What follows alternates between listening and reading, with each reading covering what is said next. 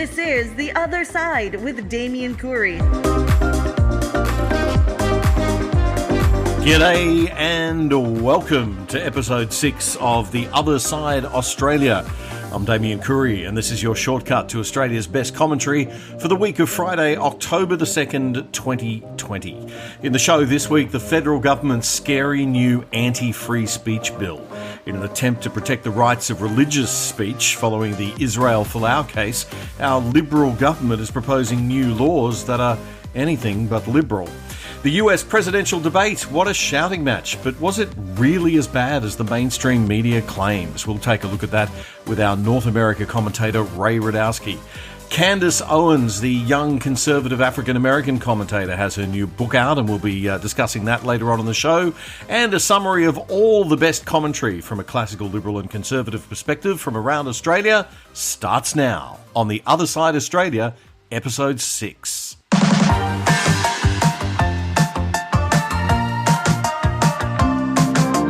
But first, this week, 10 Melbourne doctors have written a desperate plea to Victorian Premier Dan Andrews to ease the lockdown in Victoria because of a mental health crisis being faced by the state's young people. The main author of the letter, Melbourne GP Dr. Stacey Harris, told the Neil Mitchell Show on Melbourne Radio 3AW that there's been a very big jump in the number of children and teenagers she's seeing who are clinically depressed to a level that requires medication.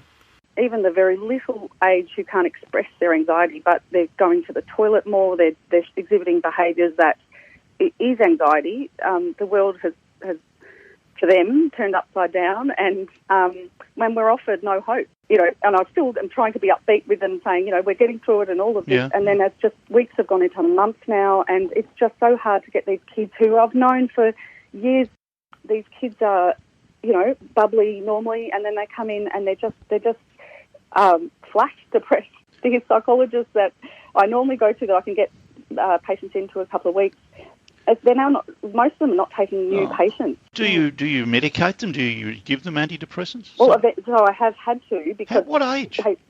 Well, as young as 12, as I said in the letter, which I'm comfortable doing because I do a lot of mental health, but that is astounding when these young kids have they're coming in clinically depressed because they just have no hope. I mean, it's a brutal question, but are you really seeing children around that age who are suicidal? Definitely, yes. Self-harm and suicidal. That's Dr. Stacey Harris speaking to the Neil Mitchell Show on Melbourne Radio 3AW. Dr. Harris is pleading with the state government to relax restrictions. She says, given that the number of cases are down so significantly and the Premier claims contact tracing is working so well, why can't the state open up? Coming up shortly, we review the US presidential debate and we look at the new scary anti-free speech law that's worse than 18C. If you or someone you care about needs support, please contact Lifeline 131114. That's 13 11 14. Or Beyond Blue 1300 22 46 36.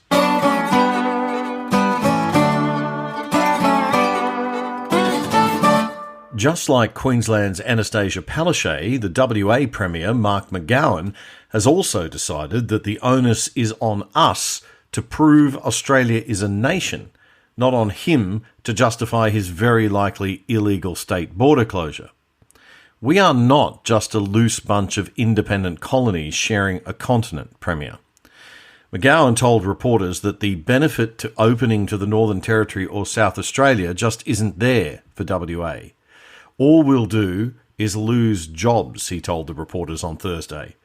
The other states want us to open the border so that West Australian tourists will flood east, not so that people from the east will come here.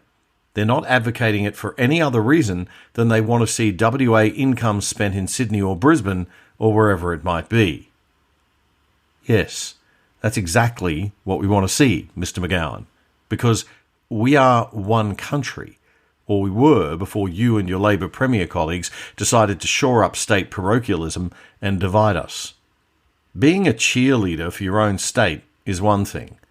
Doing it at the detriment of our nationhood and eroding our collective sense of national identity is quite another.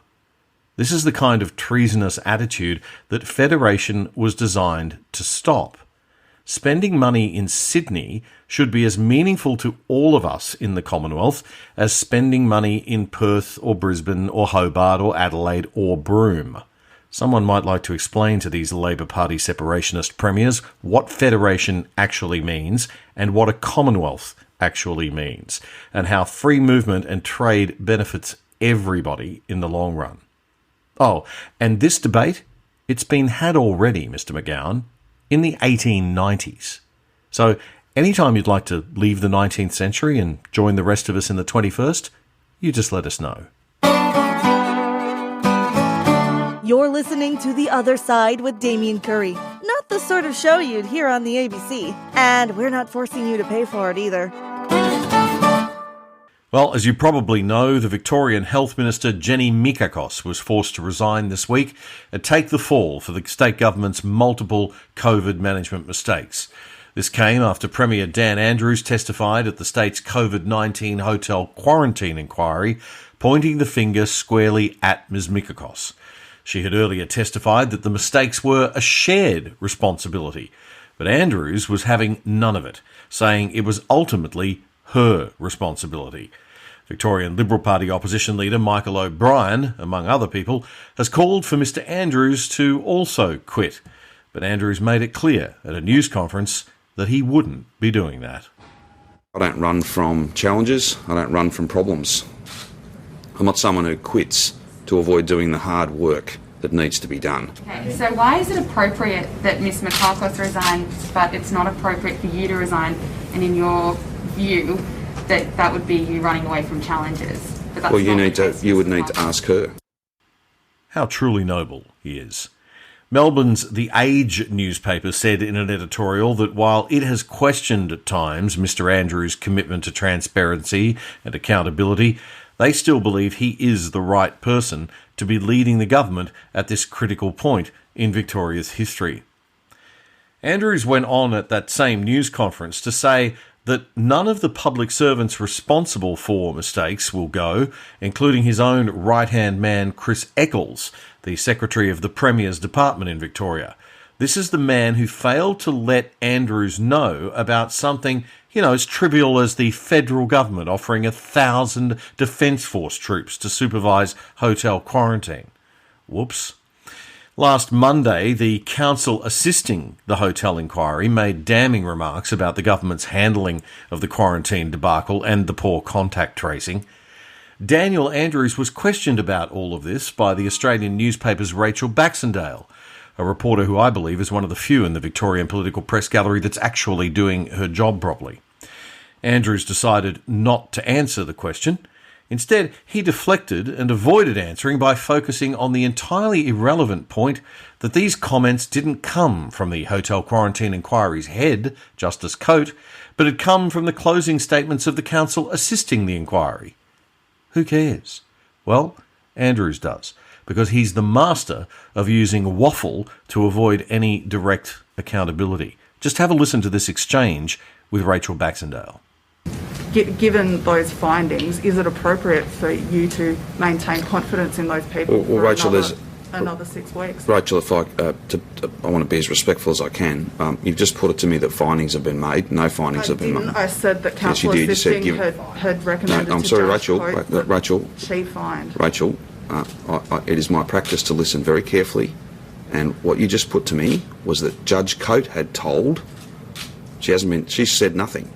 She said nothing. What's more, you just put it to me, and I'm happy if I've interpreted your question wrongly, or if it needs to be rephrased, we can go from there. I told you what council. You just put it to me that there'd been findings made. She should find. Well, we didn't actually say that, but in any event, let me go back to the first point. Well, Rachel, you didn't, and if you're going to put something to me, then I'm entitled to respond to it the way it's put to me.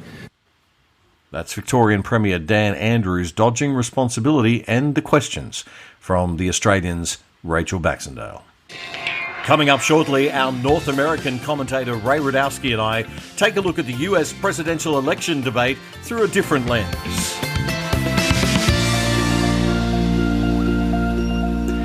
It's time to talk about the economic impact of COVID. The federal government's budget, which will be released Tuesday, is expected to clock up the biggest deficit that we've seen since the 1940s. And this week, the Australian Institute of Public Affairs has released a new report on the cost of the coronavirus elimination strategy to our economy and livelihoods. The Australian newspaper reports that the cost is more than the annual government spending on defence, education, health and social security combined. The IPA report is called Medical Capacity, an alternative to lockdowns, and it says that between June this year and June 2022, the strategy will cost $319 billion, equivalent to 23% of GDP.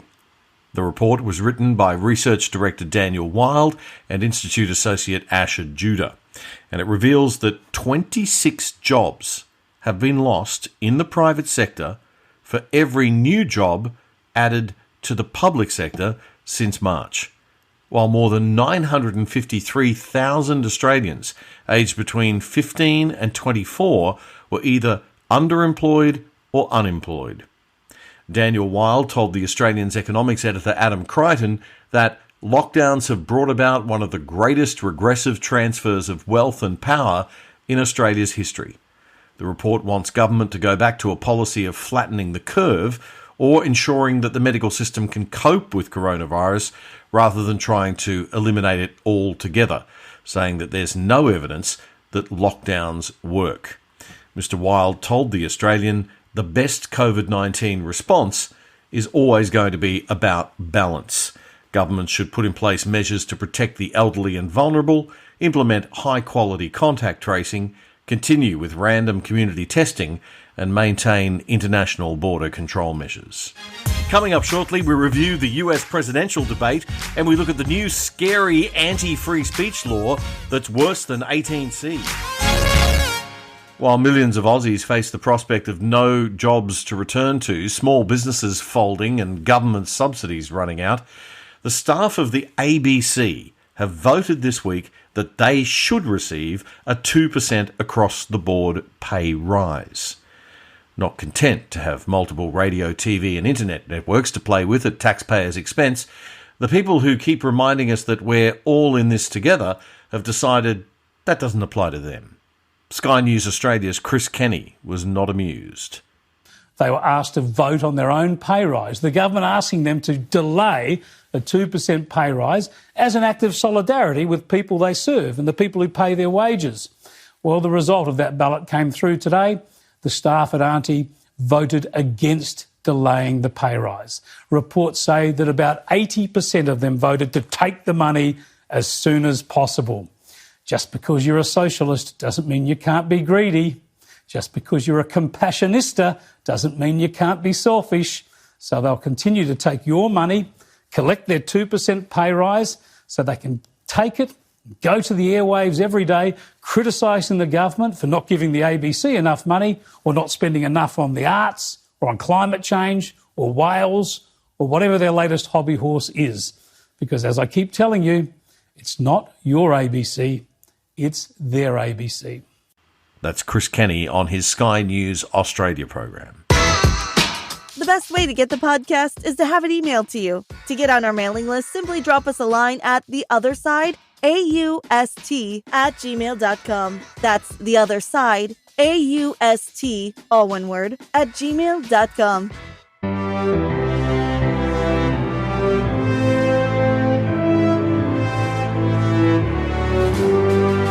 Because you weren't president screwing things up. You were a senator. And You're the worst president America has ever had. Hey, come Joe, on. The question is, radical left. Will you shut up, man? Listen, you would have lost every primary. All he knows how to do Super is hurt. Tuesday. You got very lucky. Here's the deal. Yeah, there's nothing smart about you, Joe. It's hard to get any word in with this clown. Well, it was debate night number one, done and dusted now, and joining us, our man on North America, Ray Radowski. Ray, welcome once again. Thanks, and what a debate. I was on the edge of my seat watching this thing the entire 90 minutes. CNN's Jake Tapper called it a hot mess inside a dumpster fire, inside a train wreck, which is about the funniest thing I've heard Jake Tapper say in 100 years. But you know, it was pretty calm considering we were all probably expecting a knockout punch one way or the other. We didn't really get that, did we? What was your overall takeaway? It was really to sort of show whether or not Joe Biden was an inspiring leader who could stand up to a guy like Trump. And I don't think that happened. He made it through the debates. He was a nice guy. He articulated things. He didn't make any major mistakes. But it didn't have the knockout punch for him that I think these debates could have. You don't walk away from the debate thinking, I'm excited about voting for Joe Biden. You know, it's just, I'm voting for Joe Biden because he's not Donald Trump. And that didn't really get them across the line in 2016, and it's probably not going to get them across the line this time. Or if you're a moderate voter or a moderate Democrat, you're looking at it going, you know, who's really in charge of the party? Because he didn't really kind of convince me that he is a moderate, that the radicals and the progressive left are really running things. Like I'm still kind of confused as to like what is going on. Where with Trump, Trump drove that message really, really well, I thought. These debates are about trying to swing that undecided portion. You talked about previously that it's not that big a portion, right? That most people have sort of made their mind up now. So then it becomes get the base out to vote, because unlike Australia, where we have compulsory voting and you've got to go vote, Americans don't have to go vote. So if your base thinks you're going to win, they're going to sit at home, right? So you've got to get them out. I see this in a slightly different way. I see that this debate, the primary impact would be to motivate those moderate Democrat voters who look at Joe Biden and say, wait a second, what does this guy really stand for? Why is he not standing up more strongly for law and order? Why is he not standing up more strongly for reopening of the economy? Which were two key areas of the debate that I think Trump owned. Let's talk about law and order first. That section of the debate, yeah, I didn't feel that Biden was anywhere near strong enough. Is that because he doesn't want to upset the more extreme left in his base that are very much in favor of defunding the police? Trump brought that up a number of times, saying that the radical left is really kind of in control of this. And Biden had to kind of say that, look, I am the head of the Democratic Party. But to even say that suggests that there might be doubt. So yeah, that I think is, you know what I mean? Like well, I think at one point Trump said, tell that to Harris, or Harris doesn't think so. Or, you know. Well, yeah, that was another zinger. Biden talks about the fact that he beat Bernie. You know, in other words, I'm in charge. And Trump chimes in with not by much. Again, so the idea in terms of the key messaging, like from a key messaging standpoint, Trump has to get the message out to moderate Democrat voters that it's radicals on the left that are really running the party. And so if they want to have law and order or some sort of a moderate base, then vote for me, vote for Trump. And what should Biden's key message be, do you think? I think Biden has to really demonstrate that he's really in charge, that he is his own man. There seems to be so much uncertainty over what the vision is. Because, again, they've been bringing up the idea like, you know, the Green New Deal, and Biden's trying to distance himself from that. Biden's trying to distance himself from the idea that there's this radical socialist contingent that's really driving the Democrat Party. Another thing that stuck out to me, Ray, was very early on in the debate, Biden said that when he heard Trump say there were very fine people on both sides of that protest, that was the moment he knew he wanted to become president of the United States, to which Trump sort of said, yeah, right. That thing has been out debunked so many times now that it's a complete nonsense. What Trump said on that day about that was, he said there's very fine people on both sides in relation to the protest about the taking down of the statue. And then he went on to actually explicitly say this, quote, I'm not talking about the white nationalists and neo-Nazis because they should be condemned totally. You know, how much clearer could he be? And yet he gets continually told that he was calling the white supremacists and the neo-Nazis very fine people, which he absolutely was not doing on that. You know, I'm going to play the clip because I think this has gone on long enough. It's been 3 years that this lie has just gone round and round and round and round and round about what Trump said that day. So we'll go back. August 16, 2017. This was the press conference, and this is actually what he said about Charlottesville and the riots. Here neo-Nazis started this. They showed up in Charlottesville. They showed up in Charlottesville to protest. Excuse me, they didn't put themselves down as neo, and you had some very bad people in that group. But you also had people that were very fine people on both sides. You had people in that group, excuse me, I saw the same pictures as you did. You had people in that group that were there to protest the taking down of, to them, a very, very important statue and the renaming of a park from Robert E. Lee to another name. And I'm not talking about the neo-Nazis and the white nationalists, because they should be condemned totally. But you had many people in that group other than neo-Nazis and white nationalists, okay? Just one more time, for clarity's sake. And I'm not talking about the neo-Nazis and the white nationalists, because they should be condemned totally. They should be condemned totally, clear as a bell.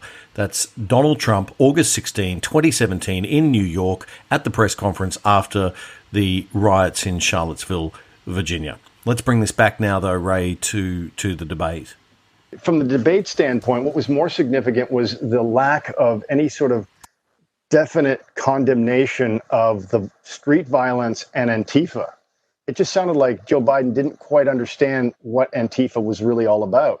So we end up with both Biden and Trump refusing to criticize the most extreme elements of their respective bases. Well, and this gets down to what was this debate really all about? I think it was an appeal to convince or somehow reassure moderate Democrat voters that he was capable of dealing with a lot of the unrest that's surrounding the suburbs and places where they live. And I think that debate, you know, regardless of the sort of nitty gritty and the details, the bigger picture of this whole thing was Biden able to successfully condemn the violence that has been done in recent, weeks and months? And he didn't come out and actually say that. Yeah, let's have a listen to some of that Law and Order segment. But I'd send in the National Guard, it would be over. There'd be no problem. Okay. But they don't want to accept the National Guard. You have repeatedly criticized the vice president for not specifically calling out Antifa and other left-wing extremist groups. But are you willing tonight to condemn white supremacists and militia groups and to say that they need to stand down and not add to the violence in a number of these cities, as we saw in Kenosha and as we've seen in Portland? Sure, are you I'm prepared willing to do specifically that, do it? Well, go ahead, sir. I would say almost everything I see is from the left wing, not from the right wing. So what are you saying? I'm willing to do anything. I want to see peace. Then do it, sir. Say it. Do it. Say it. Do you want to call him? What do you want to call him? Give me a name. Give me a white name. Supremacists and who would white you like me to condemn? White supremacists and right Proud Boys.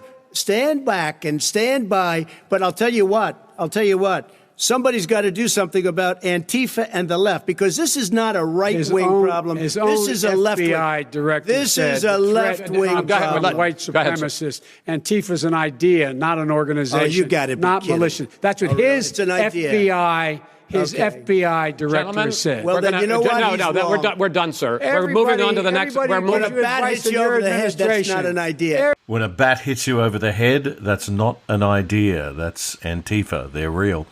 Okay.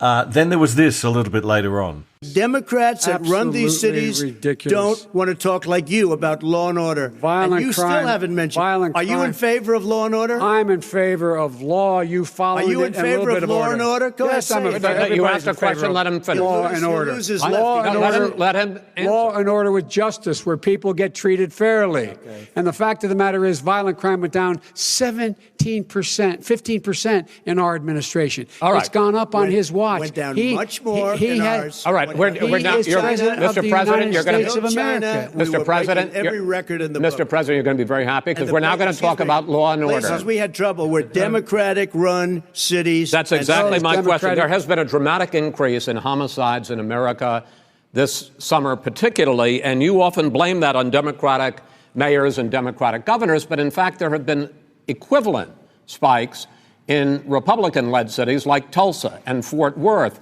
So the question is this really a party issue? I think it's a party issue. You can bring in a couple of examples, but if you look at Chicago, what's going on in Chicago, where 53 people were shot and 8 died shot. If you look at New York, where it's going up like nobody's ever seen anything, the numbers are going up 100, 150, 200%. crime. Republican It is cities. crazy what's going on. And he doesn't want to say law and order because he can't, because he'll lose his radical left supporters. And once he does that, it's over with. But if he ever got to run this country and they ran it the way he would want to run it, our suburbs would be gone. By the way, our suburbs would be gone, and you would see problems like you've never seen. He wouldn't know a suburb unless he took a wrong turn. He's really critical to people right now. That's the thing. That's the very deep concern that a lot of Americans have is around law and order. And I would have thought Biden would have gone harder on it. He didn't, and he also didn't really go strong on the opening up of the economy. And those are two areas I think that are more forward-looking. If you look back on, the COVID, how it was handled at the beginning, I mean, that's subject to debate, and the book is still being written on it. People are now looking at what will the future hold for me in my state when it comes to my economic prospects, and who's going to be better at managing that. And I thought the fact that Trump kept hammering on the idea that Biden was for keeping the economy closed, keeping schools closed, was again that appeal to those moderate Democrat voters who still look towards candidate that can satisfy their need for stability. All right. I think just overall to wrap up, I like to apply the JFK-Nixon test, which is how did they look? How did they come across non-verbally? Because as you and I know, a lot of it's about the non-verbal message. I thought Trump looked particularly presidential and strong. When I listened to the debate, because I listened to it first because I was driving, he came across, the interruptions seemed to be more aggravating to me. And I thought, Trump's really interrupting way too much here. He needs to pull back a bit. Then when you watch it, later on I watched it and I thought, actually that doesn't come across too badly because they're more like asides rather than direct interruptions. What was your take on that, on the way that they looked? Well, again, people came into this thinking that Joe Biden wouldn't even make it to the debates. The fact that he was articulate, the fact that he came off in many ways as being quite approachable and actually quite a nice guy, I think would satisfy the doubts from that perspective. Trump was just Trump. And I think that was something that would be important for his base and for those moderates looking to see whether or not there's somebody who can actually take charge. Trump, I think, demonstrated, despite all of the bombast, that he was capable of being in charge and, leading through difficult times. And Biden, I'm not sure that I'm convinced that he was able to communicate that. Ray Radowski, look forward to chatting with you again next week. We've got the vice presidential debate next week, I understand, and then 2 more of these to go. We'll be watching. The new anti-free speech law that's scarier than 18C, and Candice Owens' new book next. And if you'd like to support the podcast, the best way to do that is to share it on social media and tell your friends about it. We're trying to grow our audience base, of course, in these early days, and it would be fantastic if you could let your friends know all about the show, particularly if they're interested in classical liberal ideas and conservative thinking and would prefer to have their news presented through that kind of a lens. We make no apologies and we make no excuses for that positioning. That's our lens. That's how we comment on the news. And that's the sort of commentary that we like to summarize for you every week in the podcast so you know what's out there and you can go and explore more in-depth stuff if you want to from the snippets that we have on the show. So if you enjoy the show, if you like it, please do support us that way, first of all. Secondly, if you do want to support financially our marketing efforts, I mean, I do this as a passion project, but we could certainly do with the marketing does cost a little bit. If you'd like to support the marketing, you can hop on to Subscribestar, SUBSCRIBESTAR.com. And that's a channel through which you can, it's like Patreon and those sorts of channels where you can support us if you choose to. For as little as $5 a month, you can lock in for that sort of support, and we'll use that money to amplify and build our reach over time. If you think these issues are important and you think that our cause and our approach is important, and it's important to save Australia from a narrative and a cultural environment that is just all very much sort of the identity politics, woke, left-wing kind of thinking, and that cultural narrative. And if you're worried about it like I am and you'd like to support it, we'd really love to have your support.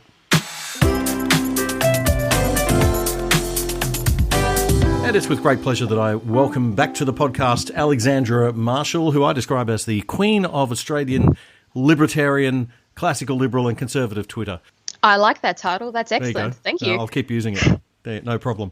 We're going to talk a little bit today about an issue that you've written about recently on your blog. It's published in thegoodsource.news. We're looking at the extension of what happened last year with Israel Folau. The government is now looking at introducing a religious discrimination bill, and the Attorney General, Christian Porter, has written this bill. It sounds pretty benign. Why should we be worried about a religious discrimination bill? So you're right. It sounds fine, a religious discrimination bill. Who wouldn't want that? But what it actually is a even nastier than 18C, which in essence invites lawyers to decide the validity of religion and then make judgments on what you can and cannot say on your private social media accounts and whether or not your employer can sack you over them. Okay, so that sounds like the complete opposite of what you would expect the government would be trying to do following the Israel Folau case if you were trying to secure the right to free speech. We're not talking about what you post on your employer's account, which of course they should have full control over. We're talking about, it's basically the equivalent of what you said down the pub in 2020. So the whole point with Israel Folau is he was fired because he said something online. It happened to be religious in nature, but it didn't have to be. And the sponsorship, which was Qantas and the football, didn't like it, so they fired him. So it's really got nothing to do with religion, that particular case. It just happened to be that case centred around a religious comment or a comment that was related to religion. This is different, though. This proposed legislation actually is a religious discrimination bill. What is its aim, then? Okay, so what happened was Fair Work would have won the case for Folau because you cannot discriminate based upon what you say, religious or otherwise. So our laws were correct to begin with. And there's actually an investigation by Philip Ruddock into religious freedom in Australia and found that our existing laws were perfectly correct. That was in 2018. So no need to change anything, really. No need to change. So Porter didn't have to write a single thing. It would have been correct. What his legislation actually does is legalises what Qantas and the Football Australia tried to do, which was if they could prove they had financial difficulty or lost finances from a sponsor like Qantas, then they would have been valid in their sacking of Folau. Okay, right. So that's pretty scary because that would mean that anybody who didn't like something, if you were a victim of cancel culture because you posted something on Twitter, and as a result people decided to take it out on your, say you work for the local coffee shop and they decide, well, we're going to take it out on the local coffee shop because this guy works there. And then the coffee shop says, sorry, we're going to have to fire you because of that. Then that leaves you without any recourse. So you know how 18C does the same thing for offence? Well, this is the religious version of that. So they've got a committee, they've got a commissioner. You can take people down to the committee if you think your religion has been offended. And the worst thing, and this is what I find quite funny, is they've tried to expand it to religion and non-religion because someone pointed out to them, obviously, that, it's meant to be a freedom of speech issue, not a religious issue. So they invite the court to rule on what is and is not reasonable, which is a difficult word to define, religious dialogue from an ordinary practitioner of that religion. So good luck trying to defend in court what reasonable religious speech is for each religion.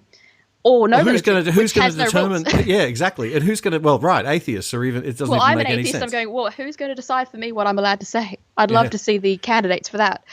Okay. So I'm Catholic, and I'm pretty sure that even within Catholicism, you wouldn't have a clear, consistent viewpoint. On many, it makes no issues. sense in anybody's religion or non-religion. You can't have the court deciding what you can and can't say as a normal religious speech, and it's just another version of 18C, a legal nightmare which you can't solve, which shouldn't exist, and was written for no reason at all because the laws were correct to start with. And it's the same old, isn't it? It's just another area that government probably should just leave alone. But they haven't sorted out religion for 10,000 years. It's not going to happen in an Australian court because Christian Porter said it would. Exactly. So basically, Porter is trying to rush this legislation through during COVID-19 when nobody is looking. And no one's talking about it, and no one even knows it's happening. Well, hopefully, we can keep pushing it, and maybe someone will pay some attention to it. But it sounds like, something that we all need to be getting on the back of. It's a bit like Black Lives Matter. They use a deceptive name to try and get everyone on board. It's not a religious discrimination bill. It's another censorship bill. Yeah. Alexandra Marshall, thank you very, very much for joining us on the podcast again. You can follow Alexandra on Twitter at Ellie Melly, ELLYMELLY.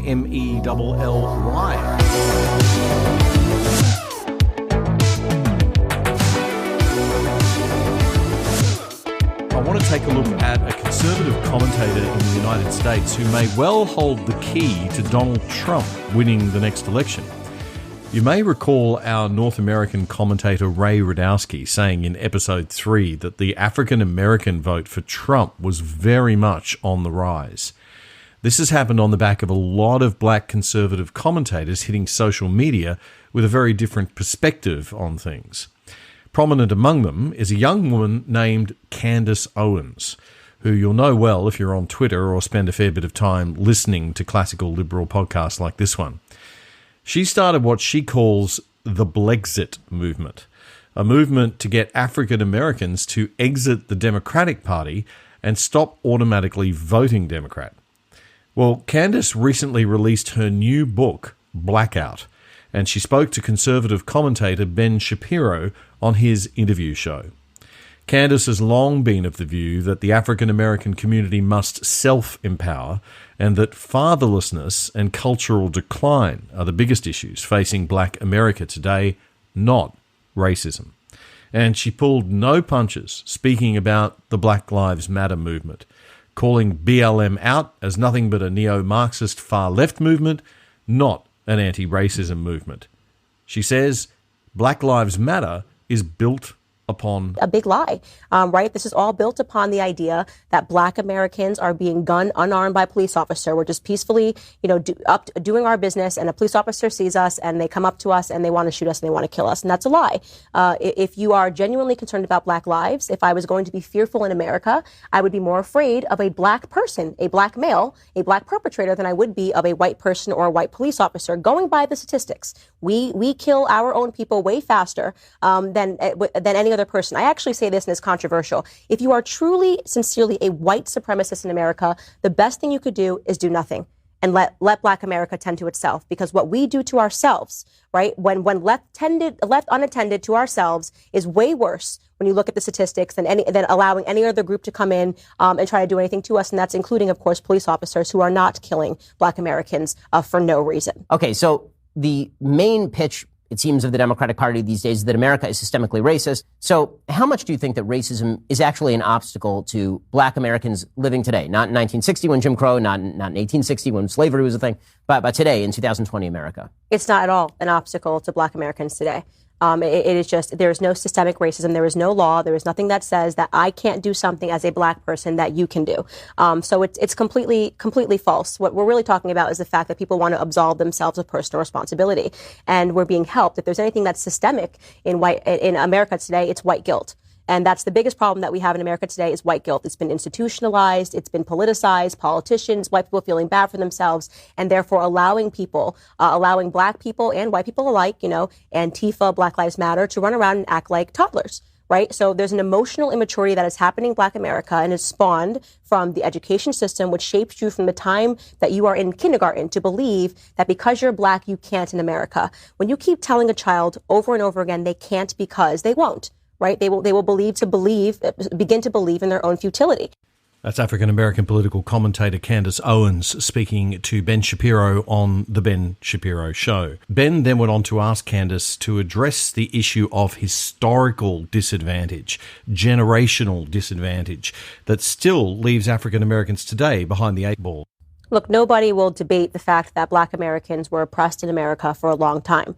What I can say to you is that there is no group that has ever lagged behind another group that has gotten ahead with handouts. You have to at some point do the hard work, right? So let's say I've been illiterate because I grew up in a black America where I wasn't allowed to read. I'm not going to learn to read by you pretending I can read.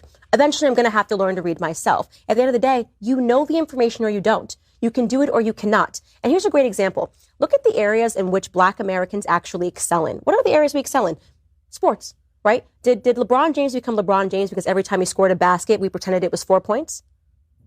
Of course he didn't get. He did it because he did the hard work. He went after school every day, whatever it was. He practiced his game, and LeBron James became LeBron James because he did the work and he put in the work. So the areas that we excel in, disprove the idea that the areas that we lag behind, we're going to get ahead by somehow just giving handouts. We have to do the work. And that's the young African-American conservative political commentator Candice Owens speaking very fast to the very fast-speaking conservative commentator Ben Shapiro.